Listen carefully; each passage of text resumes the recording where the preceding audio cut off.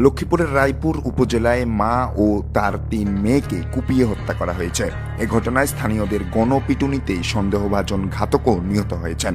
ফলে এই ঘটনায় মোট নিহতের সংখ্যা দাঁড়িয়েছে ৫ জনে। বৃহস্পতিবার সকালে রায়পুর পৌর এলাকার একটি ভাড়া বাসায় এই ঘটনা ঘটে। নিহতরা হলেন শাহিনুর বেগম, তার বড় মেয়ে সাইমা আক্তার, মেজ মেয়ে ইকরা আক্তার এবং ছোট মেয়ে শিফা আক্তার। এছাড়া গণপিটুনিতে নিহত হয়েছেন সন্দেহভাজন ঘাতক অন্তর মজুমদার।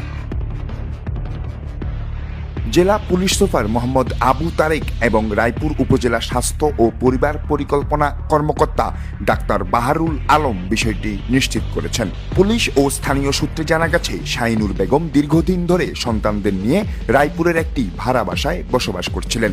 ২০১৯ সালে তার স্বামী মোহাম্মদ কামাল বিদ্যুৎপৃষ্ট হয়ে মারা যাওয়ার পর তিনি ৩ মেয়ে ও ১ ছেলেকে নিয়ে সংসার চালিয়ে আসছিলেন। বৃহস্পতিবার সকালে অন্তর মজুমদার নামের এক ব্যক্তি ওই বাসায় প্রবেশ করে ধারালো অস্ত্র দিয়ে শাহিনুর ও তার ৩ মেয়ের উপর হামলা চালায়।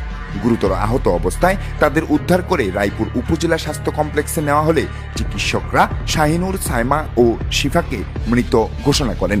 পরে আশঙ্কাজনক অবস্থায় ঢাকা নেওয়ার পথে ইকরাও মারা যান। ঘটনার পর স্থানীয়রা অভিযুক্ত অন্তরকে আটক করে গণপিটুনি দেয়। গুরুতর আহত অবস্থায় তাকে লক্ষ্মীপুর সদর হাসপাতালে নেওয়া হলে সেখানেই তার মৃত্যু হয়। পুলিশ জানায়, অন্তর মজুমদার নোয়াখালীর সুবর্ণচর এলাকার বাসিন্দা এবং তিনি আগে ওই এলাকায় ভাড়া থাকতেন। প্রায় ৭ থেকে ৮ মাস আগে বাসা ছেড়ে চলে গেলেও পূর্ব পরিচয় সূত্রে তিনি ঘটনাস্থলে আসেন বলে ধারণা করা হচ্ছে। জেলা পুলিশ সুপার মোহাম্মদ আবু তারেক জানান, ঘটনার কারণ এখনো নিশ্চিত হওয়া যায়নি। তদন্ত চলছে এবং হত্যার পেছনের উদ্দেশ্য উদ্ঘাটনের চেষ্টা করছে পুলিশ।